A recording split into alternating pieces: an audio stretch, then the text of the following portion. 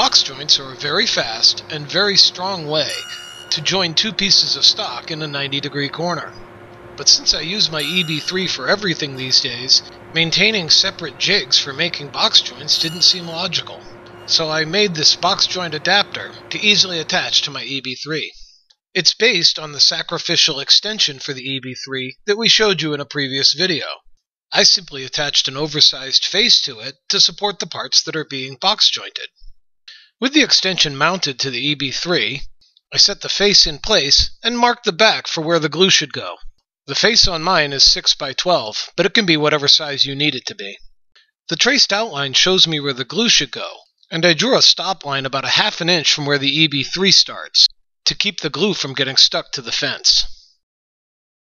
Then glue is added, parts clamped together, and set aside to dry.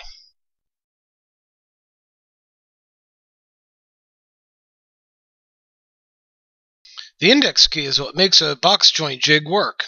This jig is for 1/4 inch fingers, so I need a 1/4 inch index key. I cut the key from 1/8 inch masonite using a setup block to ensure it was exactly 1/4 inch wide. Then cut a matching groove in the bottom of my jig and glued the key in place. The setup block is then used to set the index key exactly 1/4 inch off of the blade stack. The advantage to using the EB3 as the base of the box joint jig is that the fence can be easily moved from side to side, allowing the jig to be quickly and easily fine-tuned for the perfect fit with your box joints. Using the jig is simplicity itself. The blade stack is raised to the height of the material being box jointed. The part is held against the fence, with the first edge just touching the index key, and a cut is made.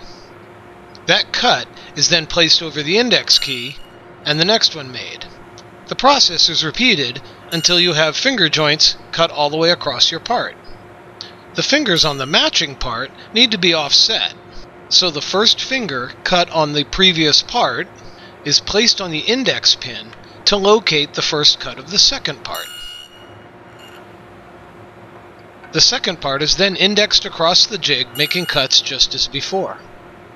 A perfect joint will go together by hand, but stay together without needing clamps. If the joints are too tight, then the index pin needs to be moved closer to the blade stack. Move the pin away from the blade if the joints are too loose. You can find the video for making the sacrificial extension that this jig is based on, and lots of other great information by visiting our website at www.osbornemfg.com.